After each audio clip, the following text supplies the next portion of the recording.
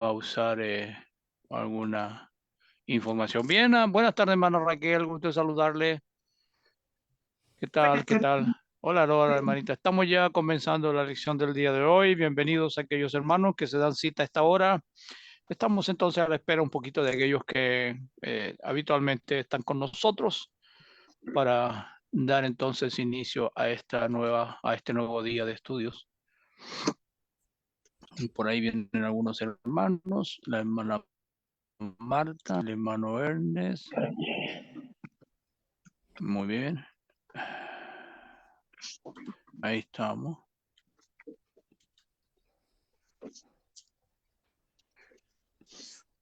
Bueno, ahí está entonces la hermana Sonia, el hermano Ernest. Buenas tardes, hermanos. Estamos ya dando inicio al estudio del día de hoy. Sean todos bienvenidos. Eh, Nuestro hermano Mario hoy nos presenta la lección y no sé si hermano Víctor Manuel nos puede dirigir en una oración. ¿Puede usted allí donde está dirigirnos en una oración, mi hermano Víctor?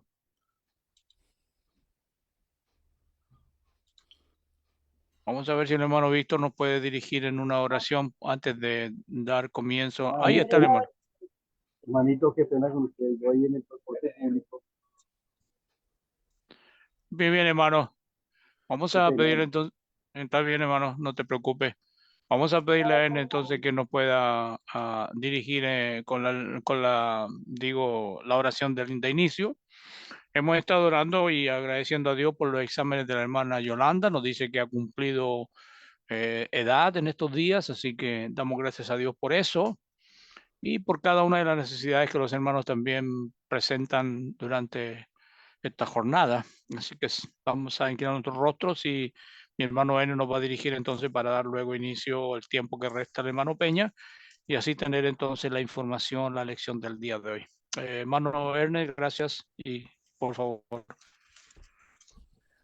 Padre nuestro que estás en los cielos, santificado y glorificado sea su nombre.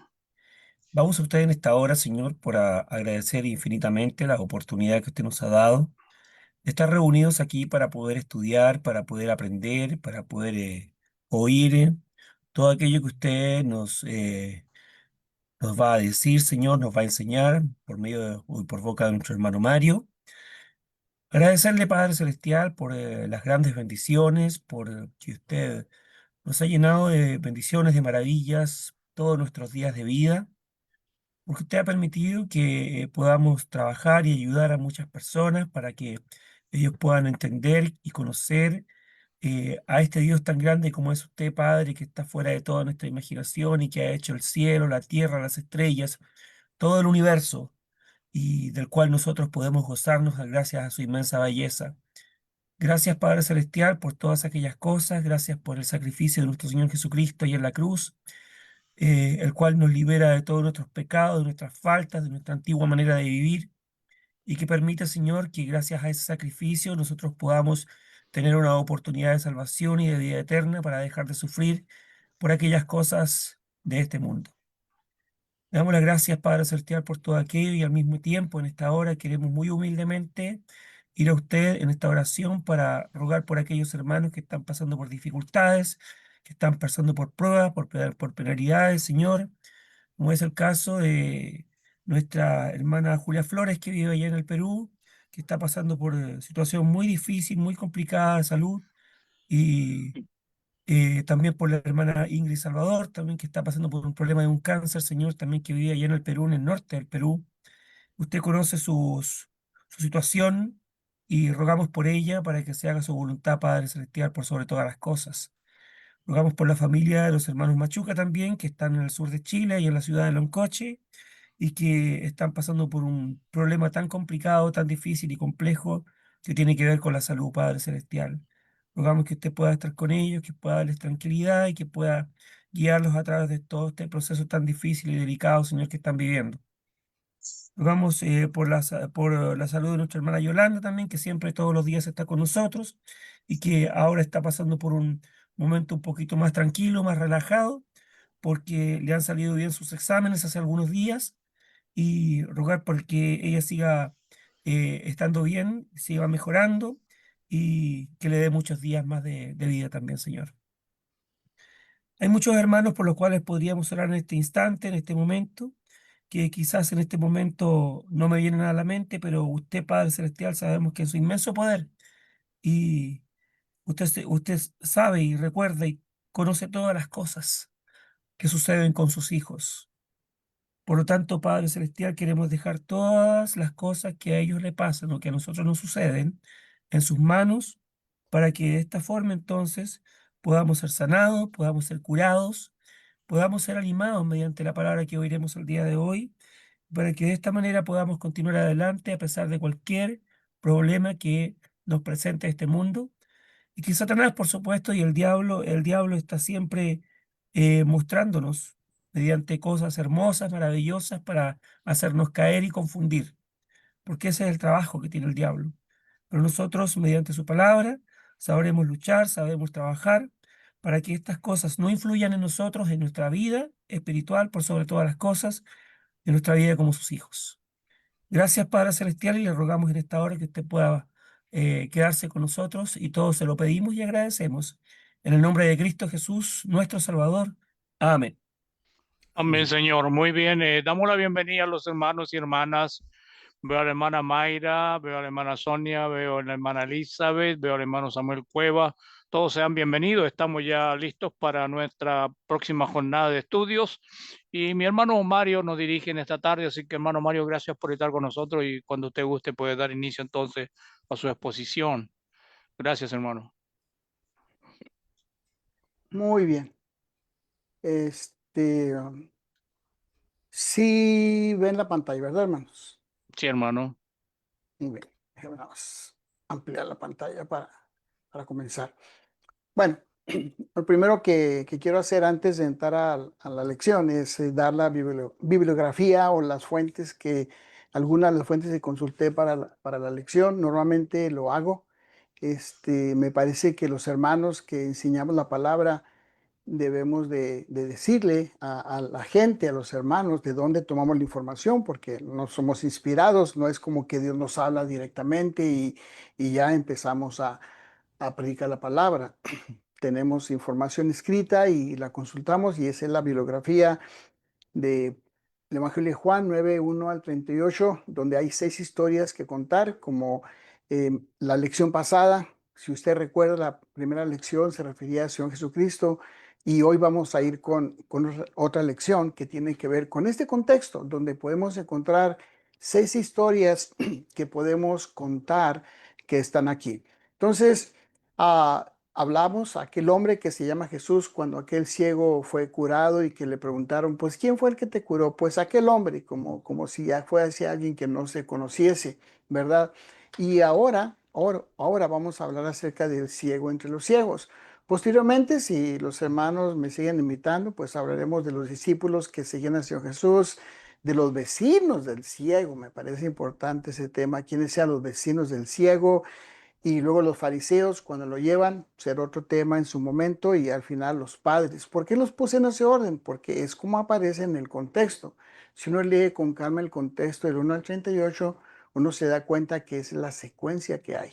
Así que eso sería la secuencia de este contexto. Pero bueno, hablando de la ceguera, eso es la pérdida de la visión, es la falta de visión. También se puede referir a la pérdida de la visión que no se puede corregir con lentes convencionales o con lentes de contacto.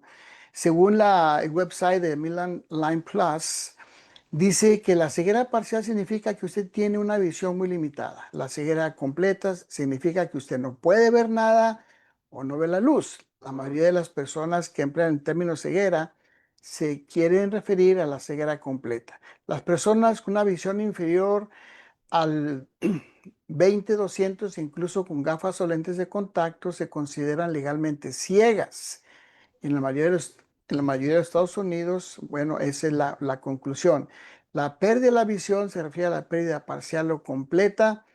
Tal pérdida de la visión puede suceder de manera repentina o con el paso del tiempo. Algunos tipos de pérdida que se pueden dar, las causas pueden ser, bueno, accidentes o lesiones, quemaduras químicas o lesiones en el deporte. Puede ser diabetes o glaucoma o degeneración macular.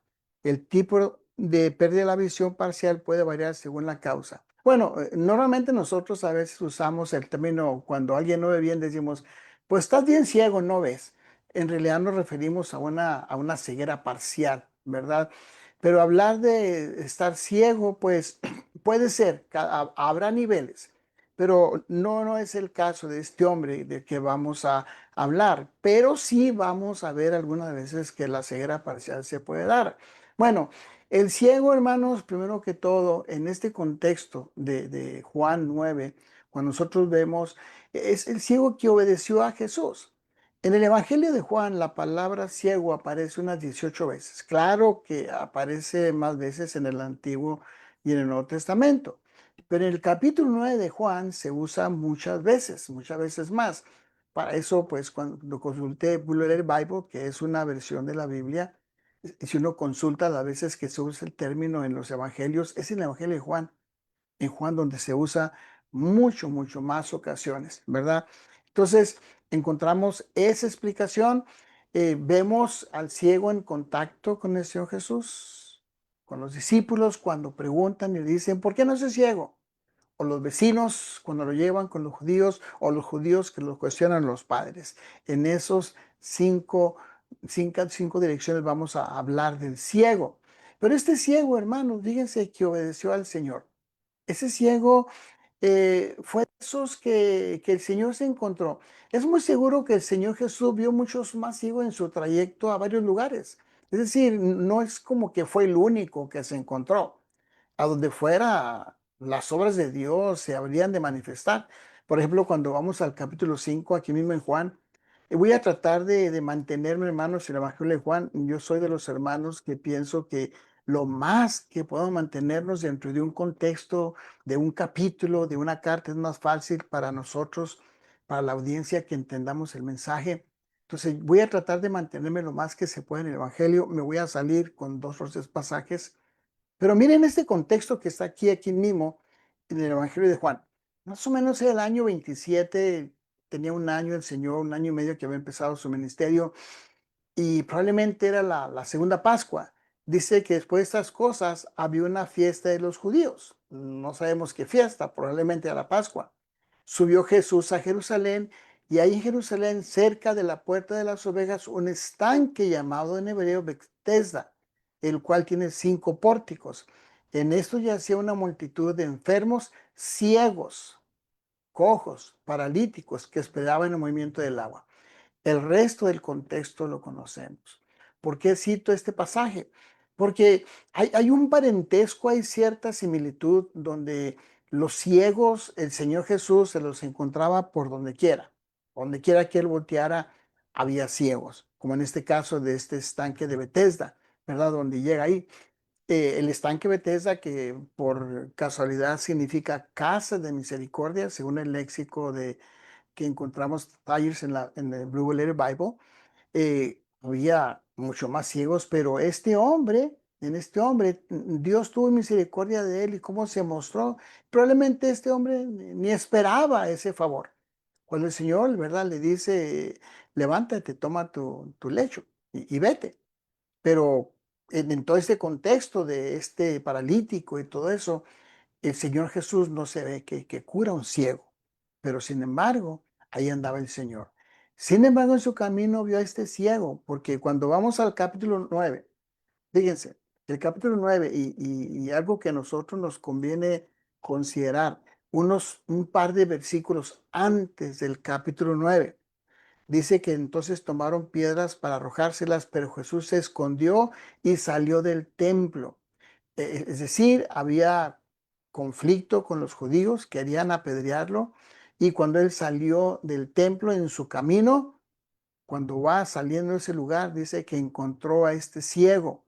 Vio a este ciego a quien le tocó ir a otro estanque que en su significado envolvía el propósito de Dios en este hombre.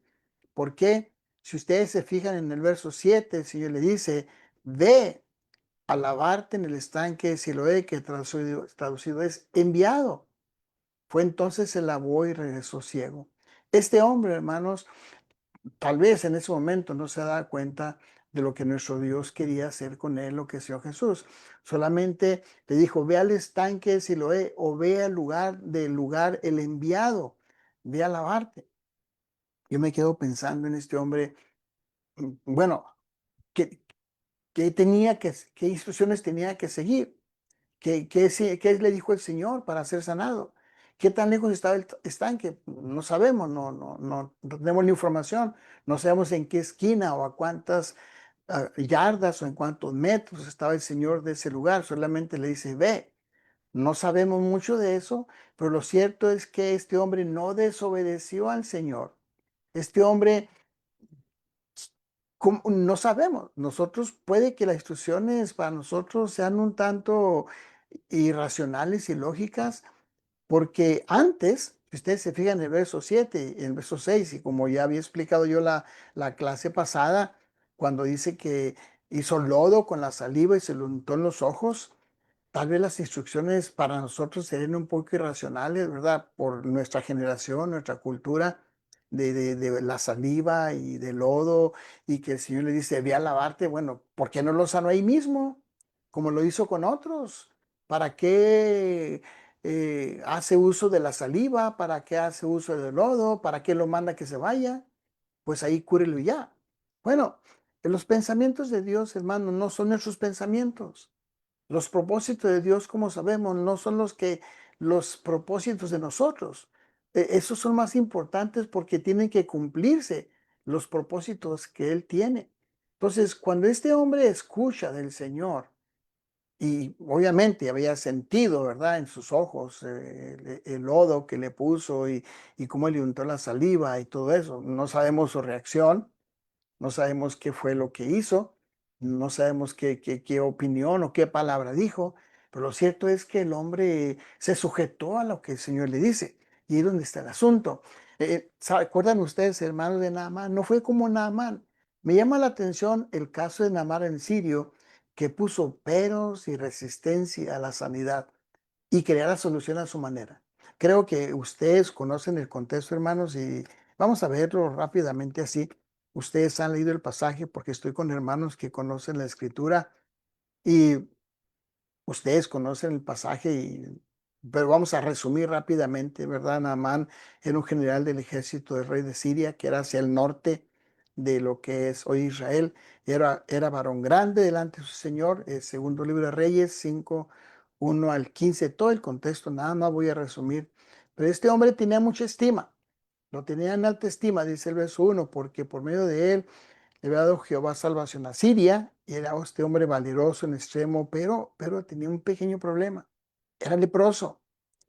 Y entonces, como sabemos, esta muchacha que había sido llevada cautiva le dice a la esposa de Naamán, ¿verdad? Que si fuese a Israel, ahí había profeta que lo podía curar. Luego el rey manda a Naamán a Israel para que fuera con cartas y dones y regalos.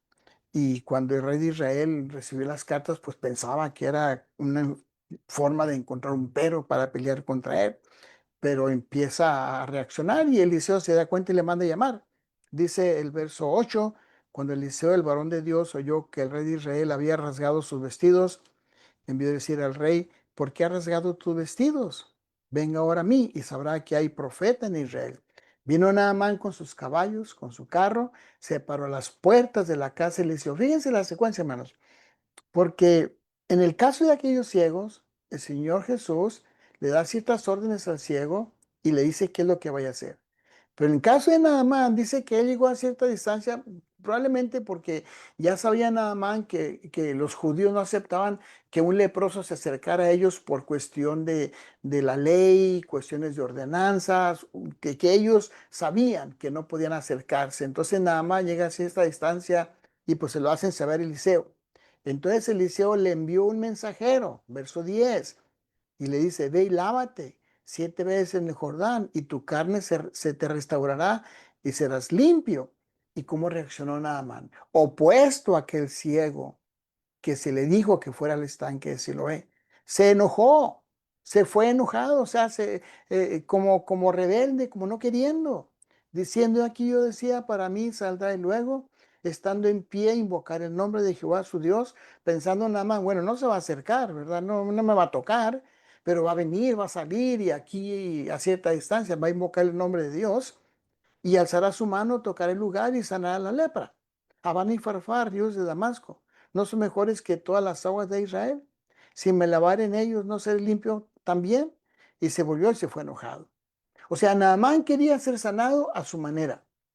Naamán pensaba que podría ser curado de cierta manera, opuesto al ciego, porque el Señor Jesús se arrimó, escupió saliva en el suelo, agarrólo y se lo puso en los ojos y le dijo, ve y lávate en el estanque.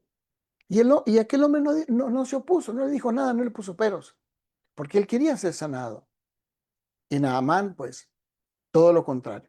Bueno, sus criados lo persuadieron, se le acercaron, le hablaron diciendo, Padre mío, si el profeta te manda alguna gran cosa, ¿no lo harías? ¿Cuánto más diciéndote, lávate, serás limpio?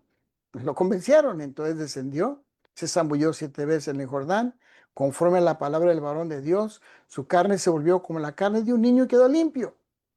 Y volvió al varón de Dios, él y toda su compañía. Se puso delante de él y dijo, he aquí ahora conozco que no hay Dios en toda la tierra, sino en Israel. Te ruego que recibas algún presente de tu siervo. Y le dijo, vive Jehová en cuya presencia estoy, que no lo aceptaré. Le dijo Eliseo. Y entonces nada más le dijo, te ruego pues que de esta tierra no se dará a tu siervo una carga de par de mulas, porque de aquí en adelante tu siervo no sacrificará holocausto ni ofrecerá sacrificio a otros dioses, sino a Jehová. Naamán, Naamán fue convencido. El resultado fue tal que hasta de religión cambió Naamán. Se comprometió a ofrecer holocaustos al Dios de Israel. Obviamente tuvo que pasar por todo eso. Pero vemos un contraste, hermanos, entre los dos hombres, que aquel hombre ciego no le puso resistencia al Señor, no le dijo nada. Simplemente siguió las instrucciones de su Señor, de su Maestro. No como a Naamán. Bueno, Naamán al fin lo hizo, pero tuvo que entender eso. Bueno, pero el ciego, hermanos, volviendo a Juan capítulo 9, hay una cosa que yo me quedo pensando en este contexto del capítulo 9 de Juan, cuando el ciego está frente a los discípulos. Y por la pregunta que le hicieron al maestro, se podría concluir que algunos de ellos estaban ciegos en sentido espiritual en cuanto al origen de las enfermedades. Porque ustedes recuerdan, le preguntan al Señor, volviendo a Juan capítulo 9, cuando le dicen, Rabí, ¿quién pecó, ellos o sus padres? O sea, sus discípulos. No fueron los judíos, no fueron los padres, no fueron los vecinos, no fue alguien más, los discípulos del maestro. Y le preguntan, ¿quién pecó, hechos sus padres? Y me da la impresión como que tenían la creencia que las enfermedades eran causa por el pecado de la persona.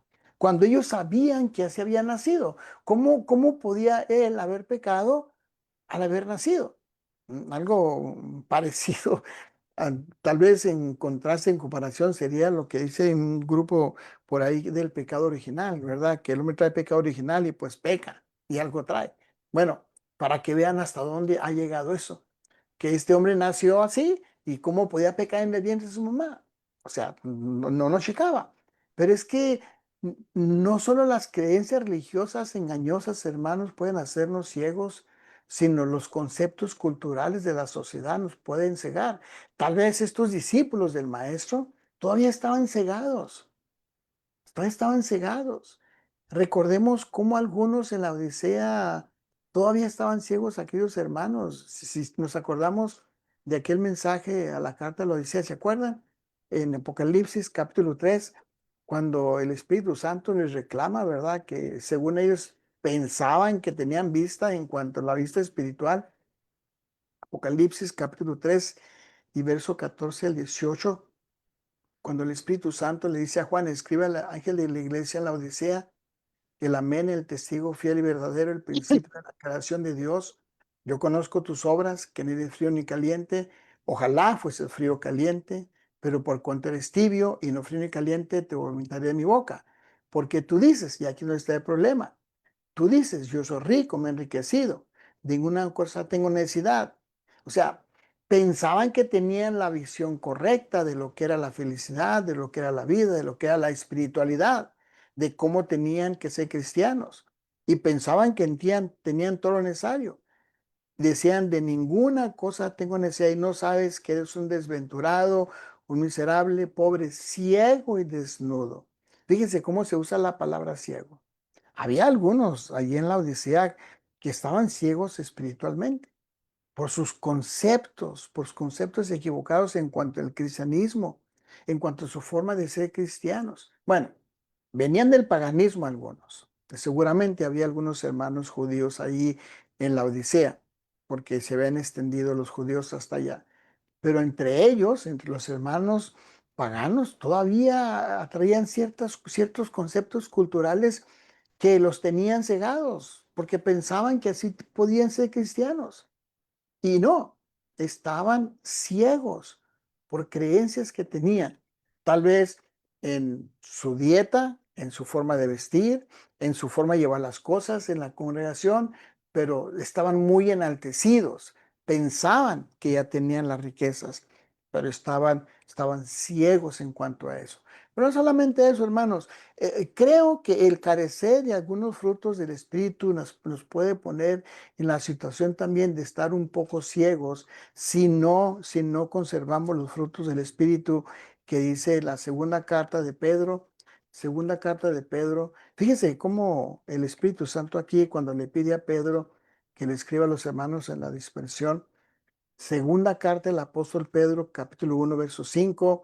Ustedes también, poniendo toda diligencia por esto mismo, añadan a su fe virtud, a la virtud conocimiento, al conocimiento dominio propio, al dominio propio paciencia, a la paciencia piedad, a la piedad afecto fraternal, al afecto fraternal amor, porque si esas cosas están en ustedes, abundan, no les dejarán estar ociosos ni sin fruto en cuanto al conocimiento de nuestro Señor Jesucristo. Pero el que no tiene estas cosas, y aquí está mi punto, el que no tiene estas cosas tiene la vista muy corta, es ciego, habiendo olvidado la purificación de los antiguos pecados. Entonces, ¿qué es lo que pasa? Que si uno no tiene los frutos del Espíritu que Dios desea, según este contexto de segunda de Pedro, uno puede estar en cierta manera ciego. Uno puede tener cierta ceguera parcial, no completamente, porque uno puede entender lo que es el cristianismo y puede ser que con un fruto tengamos algo, pero puede ser que nuestro fruto tal vez nos falte, como en el conocimiento, como en dominio propio. A lo mejor somos muy impulsivos, a lo mejor batallamos para controlar el enojo, a lo mejor no somos muy afectuosos en cuanto al afecto fraternal, es decir, que seamos expresivos, amorosos con los hermanos, con la familia. A lo mejor batallamos en algunas cosas. Cada quien tendrá que verse en qué. Pero lo cierto es esto, el que no tiene estas cosas tiene la vista muy corta, es ciego. Ahora, ¿cómo conecto esto con el Evangelio de Juan? Bueno, los discípulos, volviendo al Evangelio de Juan, capítulo 9, le preguntan al maestro, Señor, ¿quién pecó, estos sus padres para que esté ciego? Que les dice, Señor, no es que pecó este ni sus padres, sino para que las obras de Dios se manifiesten en él. O sea, su ceguera no tiene nada que ver con el origen de la ceguera, con su conducta. Ahora, entonces, ¿cómo estaban viendo los discípulos la ceguera del ciego? Es que más bien ellos estaban ciegos en cuanto al origen de las enfermedades. Es que ellos no veían bien en cuanto al concepto del origen de las enfermedades. Es que ellos estaban tal vez siguiendo costumbres culturales que creían, pensamientos culturales que tenían, que los hacía ellos estar en cierta manera ciegos. De esa manera conecto con el Apocalipsis, con la segunda carta de Pedro, que puede ser, hermanos, que cuestiones culturales, prácticas de nuestra sociedad o conceptos religiosos que nosotros creemos que no son así, nos pueden hacer que tengamos cierta ceguera espiritual. Y nosotros tenemos que examinarnos.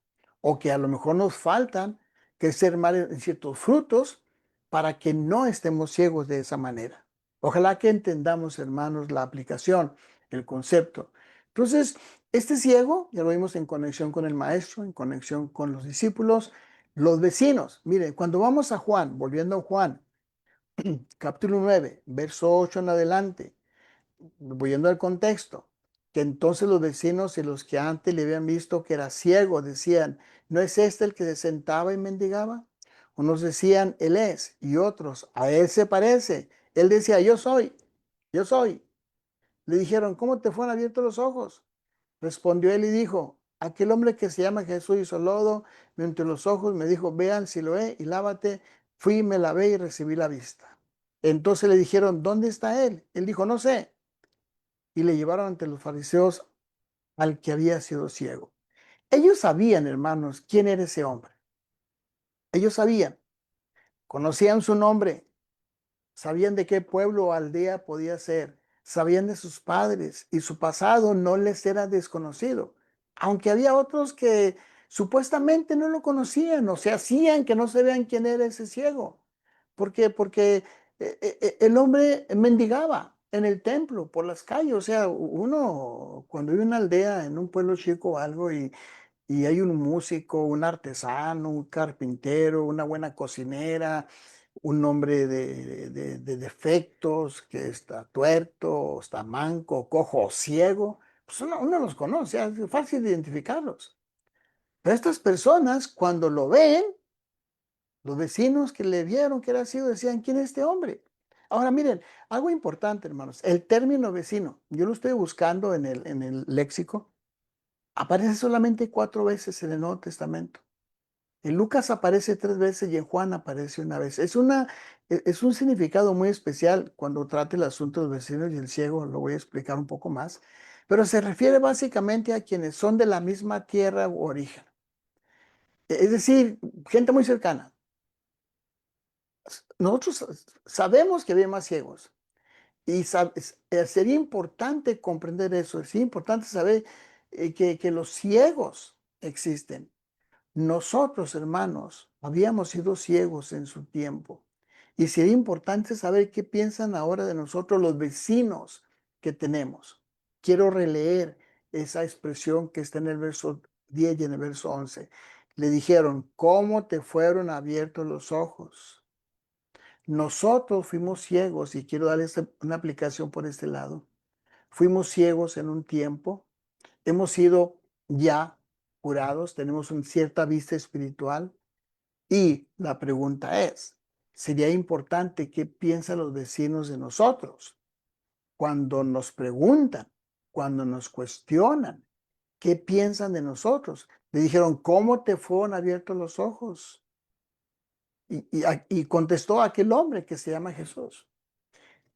Hermanos, ¿qué piensan los vecinos de nosotros? ¿Ha sido nuestro cambio de tal manera que los vecinos nos preguntan, ¿dónde está Jesús? Porque ellos le preguntaron al ciego, le dijeron, ¿dónde está él? Y él dijo, no sé. Ahora, la aplicación para nosotros sería los vecinos interesados en nosotros, los que viven cerca de nosotros, que nos conocen tal vez de la infancia, de la juventud o ya algunos años en la iglesia y saben de nuestros cambios, nos preguntan, oye, ¿cómo lo hiciste? Oye, ¿cómo fueron los cambios? O tal vez, hermanos, tal vez los vecinos no nos preguntan. ¿Cuál será la calidad de visión que tenemos nosotros en Cristo? Es decir, ¿qué tanto nosotros en verdad tenemos nuestra visión en Cristo ya efectuada? ¿Será que aún no vemos claramente y no sabemos dónde está Jesús? Este hombre contestó y dijo, le dijeron, ¿dónde está él? Y él dijo, no sé. ¿Será que tal vez si a nosotros nos preguntan, oye, pero tú estás seguro que Jesucristo existió? ¿Cómo estás? ¿Tú lo vistes? ¿Cómo estás seguro que Él vivió? ¿Y podemos nosotros explicar eso? O sea, los vecinos, si ven que nosotros ya vemos, si ellos saben que hemos curado, ¿será que los vecinos nos pueden cuestionar? ¿Y qué respuesta nosotros les vamos a dar? ¿O le vamos a contestar como aquel ciego? ¿Qué les dijo el ciego? No sé. Puede ser que aún estamos parcialmente ciegos, como leí en segunda de Pedro, que nos ven todavía los vecinos que batallamos con el carácter, con algunos frutos del espíritu, y como que no vemos aún bien ni lo proyectamos, y ni se fijan los vecinos que medio vemos, medio somos cristianos. Tal vez nos preguntan eso del maestro. ¿Dónde está Jesús? ¿Dónde está Dios? ¿Ya lo vistes? ¿Quién te dijo que existe? Y tal vez nosotros no sabemos contestar. ¿Cómo sabes tú que la Biblia en verdad es de Dios? ¿Cómo sabes tú que lo que se dijo hace 2000 años? Porque es cierto, hermanos, es cierto. Dios habló hace 2000 años, le habló a hombres y aquellos hombres escribieron en otro idioma diferente a nosotros. Y ahora hay gente educada, ahora hay gente preparada en las secundarias, en las preparatorias, en las universidades. Y nos pueden cuestionar, ¿cómo sabes tú que lo que dijo Pablo todavía se conserva? ¿Quién te dijo a ti eso? Y nos pueden cuestionar. ¿Podemos nosotros explicar la transmisión de la palabra de Dios a través de la historia? ¿Estamos nosotros preparados para eso o todavía estamos medio ciegos que todavía no vemos bien cómo la providencia de Dios fue preparando, fue conservando su voluntad? Y nosotros podemos explicar, porque la gente nos puede preguntar, ¿cómo sabes tú que eso es verdad? Lo que dijo Jesucristo, lo que dijo Pedro, lo que dijo Pablo. Si hace 1000 o 2000, 3000 años que se dijo.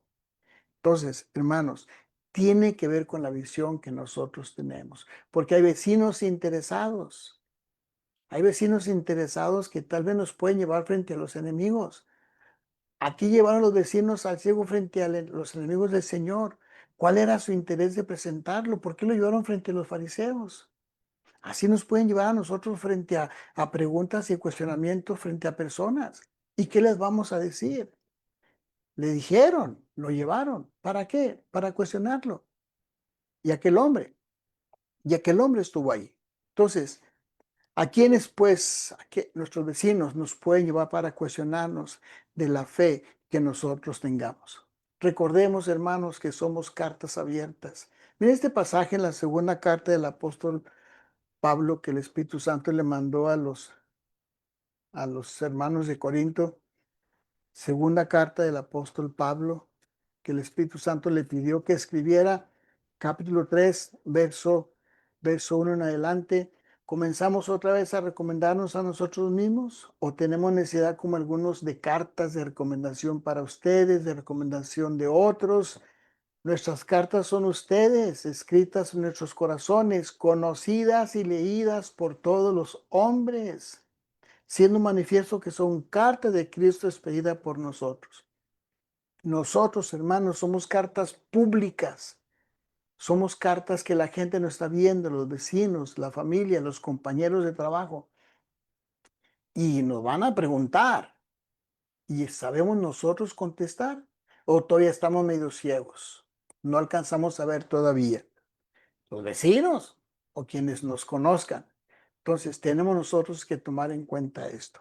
Pero hermanos, el ciego y los fariseos, por segunda vez, volviendo a Juan capítulo 9, ahí está el ciego, lo llevan, como dije, sus vecinos con los fariseos y le preguntan y le dicen, porque empiezan a hablar, por segunda vez vuelve a decir otra vez lo que le sucedió. Y fíjense cómo se da el diálogo entre este ciego y los israelitas o los judíos, verso 15, dice, bueno, llevaron a los fariseos al que había sido ciego, verso 13, el día de reposo cuando Jesús había hecho el lodo y le había abierto los ojos, verso 14, volvieron a preguntarle también los fariseos cómo había recibido la vista. Él les dijo, me puso lodo sobre los ojos, me lavé y veo. Lo que sucedió es que ni ellos se ponían de acuerdo, hermanos, porque dice que había discrepancia, no sabían ni qué. Pero parece que algunos fariseos no estaban muy conformes con la primera información que había recibido, porque dice el texto que volvieron. Fíjense, hermanos, yo me puse a ver con calma. En el verso 15 volvieron a preguntar, aquí dice que ya antes le habían preguntado, y era la segunda vez.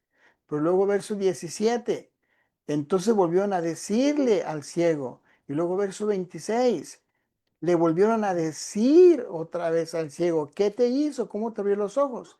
Y luego en el verso 27, él le respondió, porque les preguntó, ya les he dicho, no han querido oír, ¿por qué quieren oír otra vez? Ese término que está ahí, otra vez, que otra vez quieren que les diga. O sea, estos fariseos, una de dos, ¿estaban más ciegos que el ciego sanado o simplemente no querían ver? Su insistencia indicaría pura terquedad y negación frente a la evidencia. Ellos negaban la enfermedad y la sanidad del ciego. Porque ¿qué decían? Los judíos no creían que había sido ciego y que había recibido la vista. O sea, no creían. Vámonos con calma. Aquel ciego, dice el verso 8, que mendigaba. Era un hombre público. Cuando cruzaban por las calles, se lo veían que estaba sentado en cierto lugar pidiendo limosna. Entonces, la gente lo conocía. Y esos hombres decían que no había nacido ciego. El hombre sanado, hermano, se los dijo. Notemos cuando le preguntan y le dicen, ¿qué piensas tú de él? ¿Qué dices que es él? ¿Qué dijo él? ¿Que es profeta? ¿Que es profeta? Verso 24, entonces volvieron a llamar al hombre que había sido ciego y le dijeron, da gloria a Dios. Nosotros sabemos que ese hombre es pecador. Entonces él respondió y dijo, si es pecador, no lo sé. Una cosa sé, que habiendo yo sido ciego, ahora veo. Volvieron a decir, ¿qué te hizo? ¿Cómo te abrió los ojos? Él le respondió, ya se los dije, no han querido oír. ¿Por qué quieren que les diga otra vez? ¿Quieren ser sus discípulos? Y le injuriaron, le dijeron, tú eres su discípulo, pero nosotros discípulos de Moisés somos. Nosotros sabemos que Dios ha hablado a Moisés, pero respecto a este, no sabemos de dónde sea. Respondió el hombre y les dijo, pues esto es lo maravilloso. Esto es lo maravilloso, que ustedes no sepan de dónde sea, y a mí me abrió los ojos. Sabemos que Dios no oye a los pecadores, pero si alguno es temeroso de Dios y de su voluntad, a ese oye. Desde el principio no se ha oído decir que alguno abriese los ojos a uno que nació ciego, por no decir a mí. Si esto viniera de Dios, nada podría ser. Respondió, le dijeron, tú naciste del todo en pecado y nos enseñas a nosotros, y le expulsaron. Fíjense, hermanos, la primera predicación de este hombre sanado. Fue sanado y luego empezó a predicar. Fíjense. Y ellos lo dicen. Y tú naciste en pecado y ahora nos enseñas. ¿Qué les enseñaba? Bueno, que nadie había curado a alguien que naciese ciego y que si no viniera de Dios no podía hacer nada. Es decir, que ese ser que le curó, que le sanó, venía de Dios. Y que si alguno es temeroso de Dios y hace su voluntad, a ese oye. Les estaba enseñando, les estaba predicando el resultado de haber sido sanado. ¿Qué dice? ¿Qué quiere decir eso? Que en cuanto uno recibe la salud espiritual, en cuanto uno ve la luz espiritual, uno puede empezar a hablar lo poquito, lo mucho que uno conozca, porque empieza uno a ver. Este hombre lo hizo y empezó a predicarles a aquellos fariseos disque conocedores de la ley. Pero estos hombres ciegos, más ciegos no podían estar, ¿verdad? Este hombre sanado comenzó pues a ver con los ojos espirituales, no solamente con los ojos de carnes, sino con su corazón y con los labios, como dije, empezó a predicar y hasta adorar al Señor. Vemos en el verso 35, cuando yo Jesús, que le había expulsado, hallándole, le dijo, ¿crees tú en el Hijo de Dios? Respondió él, dijo, ¿quién es, Señor, para que crea? Le dijo Jesús, pues le has visto, el que habla contigo él es. Y él dijo, creo, Señor, y le adoró. Y entonces aquel hombre empezó a hacer lo que el Señor le había dicho, que le dijo que fuera al estanque de Siloé, que significa que el enviado. Ve y da testimonio por la sanidad y por vos. No así los fariseos, que eran duros de corazón y ciegos, ciegos por voluntad, no involuntariamente, no por falta de conocimiento, no por falta de información, porque ahí estaba la evidencia. Estaban más ciegos que el ciego que había sido curado. Fíjese lo curioso de los hermanos, que llaman a un tercer testigo, a los padres. Ya no les bastaba con el testigo de experiencia, con el ciego o con los vecinos, aunque el testimonio de los padres no lo tomaron muy en cuenta. Algunos de ellos seguramente lo habían conocido que había sido ciego, como mendigaba, pero estos fariseos llaman a los padres, y aquí es donde entra la conexión con los padres. Volviendo al capítulo 19, verso 18. Los judíos no creían que él había sido ciego, que había recibido la vista, hasta que llamaron a los padres del que había recibido la vista y le preguntaron diciendo, ¿es este su hijo, el que ustedes dicen que nació ciego? ¿Cómo puede ahora? Sus padres respondieron, le dijeron, sabemos que este es nuestro hijo y que nació ciego. Y lo más seguro, hermano, es que este hombre viviera con sus padres. Esa es mi conclusión. Pues siendo ciego, no podía valerse por sí mismo. ¿Cuáles fueron las razones por las que sus padres no se atrevieron a decir lo que a voces se sabía? Porque sus padres dijeron, sabemos que es nuestro hijo, que nació ciego, pero ¿cómo ve ahora? No lo sabemos. ¿O quién le haya abierto los ojos? Nosotros tampoco lo sabemos. ¿Qué edad tiene? Pregúntele a él hablará por sí mismo. Pero esto dijeron sus padres porque tenían miedo de los judíos. La pregunta es, ¿tenían miedo de los judíos? Bueno, hay un otro contexto en el capítulo 7, verso 14, que los fariseos y los judíos tenían amenazados que aquellos que confesasen que Jesús era el Cristo, lo iban a expulsar de la sinagoga. Entonces, yo no sé exactamente el ambiente, hermanos, pero cuando entra un miedo, pánico, un temor así tan fuerte, uno es capaz hasta de negar hasta los hijos. Yo no sé por qué los padres no, digo, porque si algo uno ama en este mundo son sus hijos.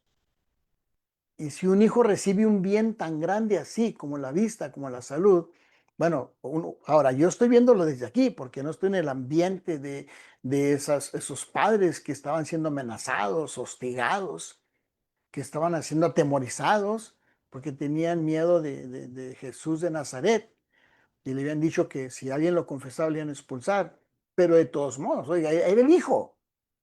¿Qué costaba decir? Sí, sí, es nuestro hijo. Y sí, lo curó un hombre Jesús que por ahí andaba, o como dijo él, por ahí anda. Pero dijeron, no, no sabemos.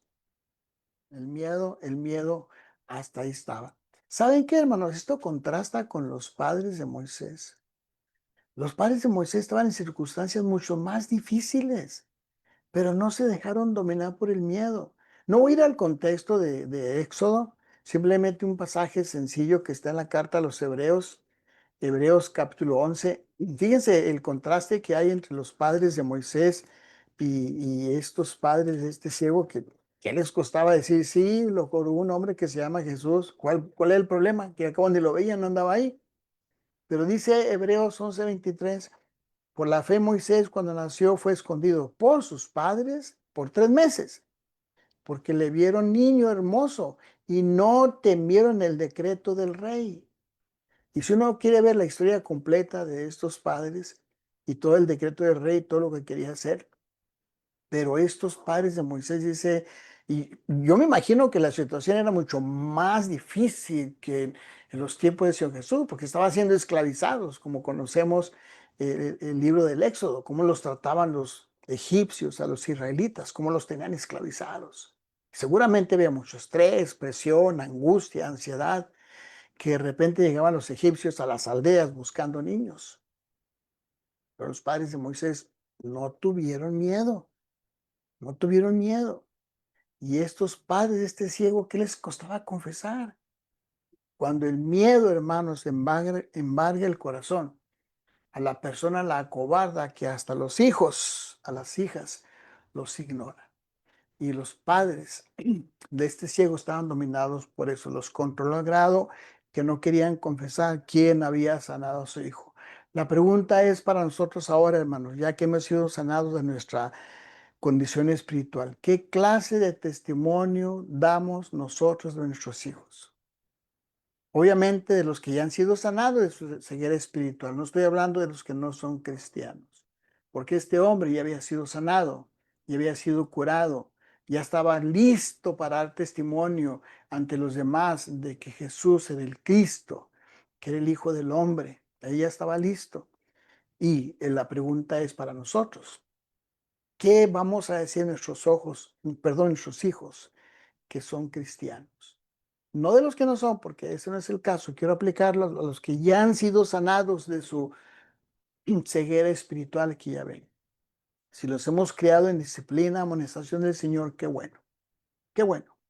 Si los hemos enseñado en disciplina, amonestación del Señor, como dice en Efesios capítulo 6, verso 4, criarlos en disciplina, amonestación del Señor, qué bien. Si son buenos cristianos, buenas cristianas, qué bien. Pero la pregunta es esta. Ojalá que no tengamos que decir lo que Elí decía de sus hijos. ¿Se acuerdan? Vamos a leer el pasaje rápidamente, según primer libro de Samuel, perdón. Primer libro de Samuel, capítulo 2. Ustedes se acordarán, hermanos, hermanos, de ese contexto, porque estoy con hermanos que conocen la palabra. No es como que estoy con personas que no conocen la escritura. Confío que ustedes conocen la historia y por eso me atrevo a resumir el contexto.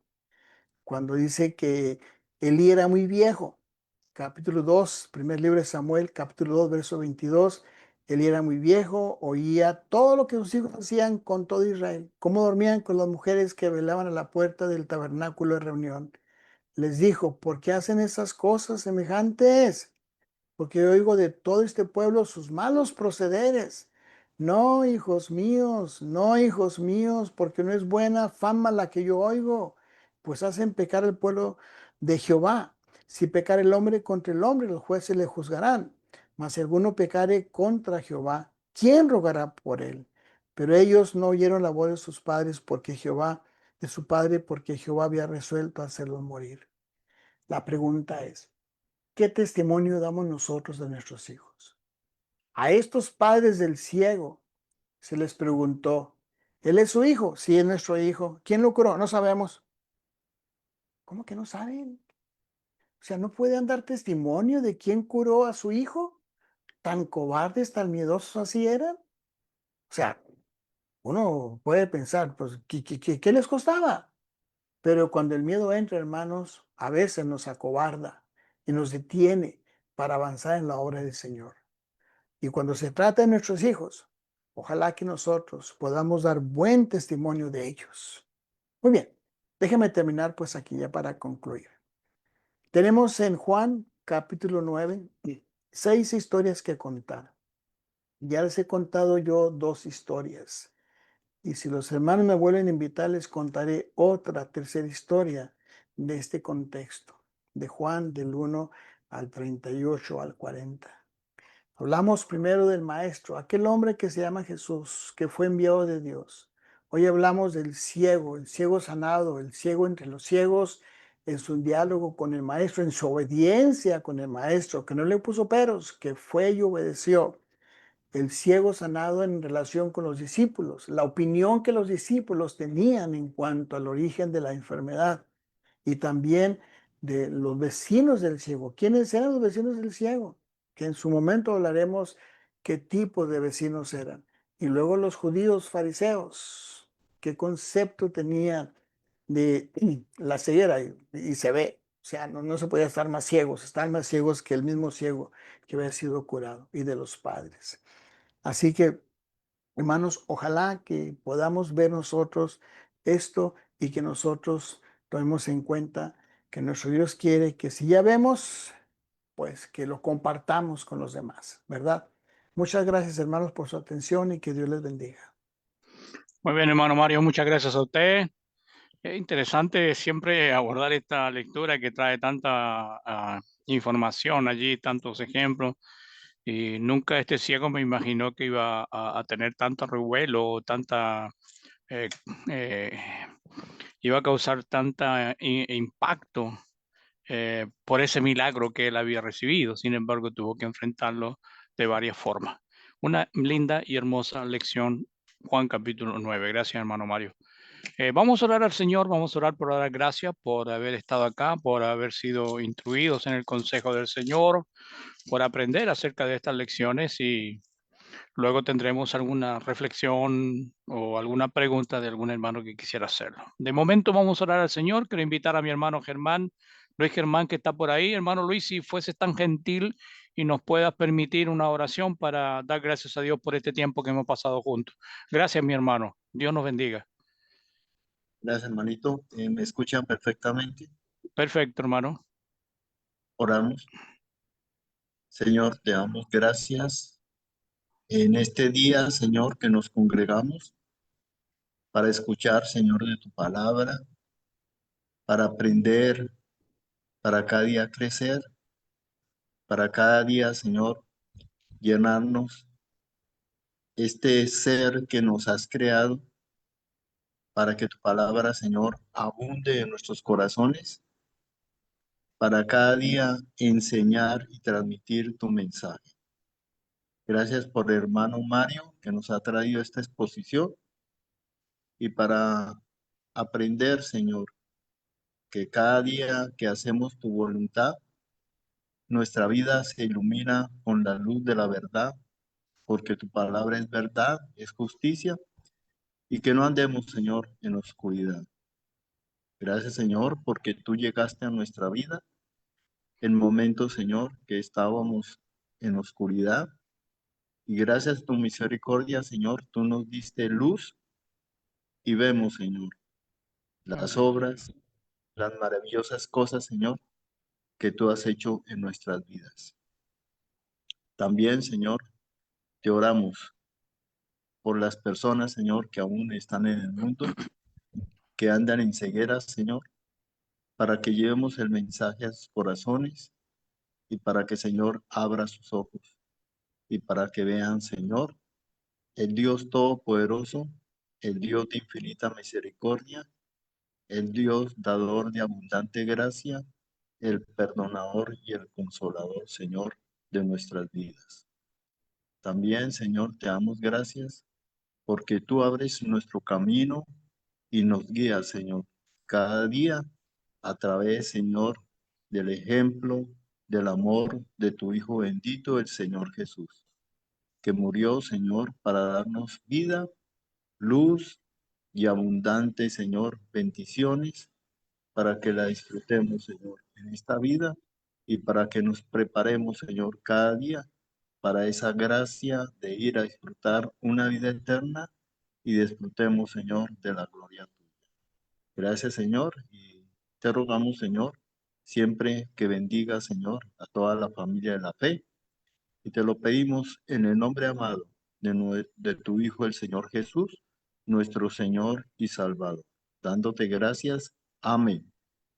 Amén, Señor. Muy bien. Gracias, mi hermano Luis Germán, por acompañarnos esta tarde y llevarnos en esta oración de gratitud a nuestro Dios. Voy de momento con mi hermano Néstor Sánchez. Hermano. Bien, buenas tardes, hermanas, hermanos.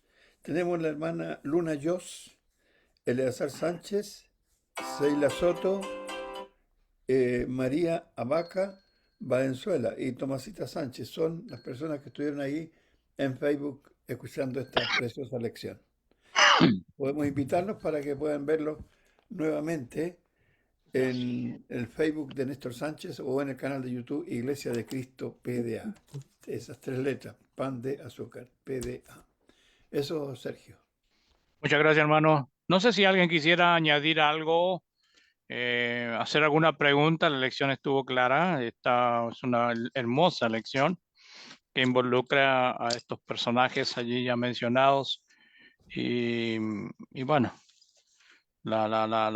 como hablaba el hermano acerca de los padres de este muchacho que sintieron temor quizás no solamente a ser expulsado, algo religioso, sino también a un vínculo probablemente social, que todo esto iba a traer como consecuencia el involucrarse o en la declaración que Jesús había sido el responsable de todo esto.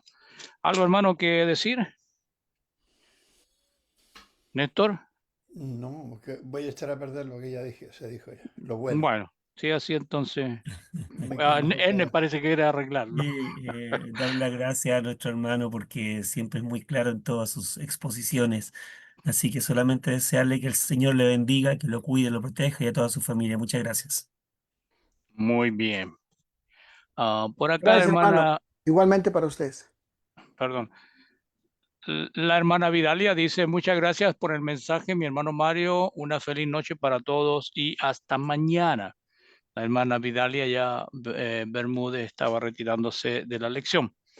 No sé si algo más, si alguien quisiera decir algo. Si no es así, estamos llegando al término de nuestra jornada. Gracias a cada uno de ustedes por acompañarnos esta tarde, por haber venido a disfrutar de esta hermosa lección. Gracias a nuestro hermano Mario por la gentileza de exponerla.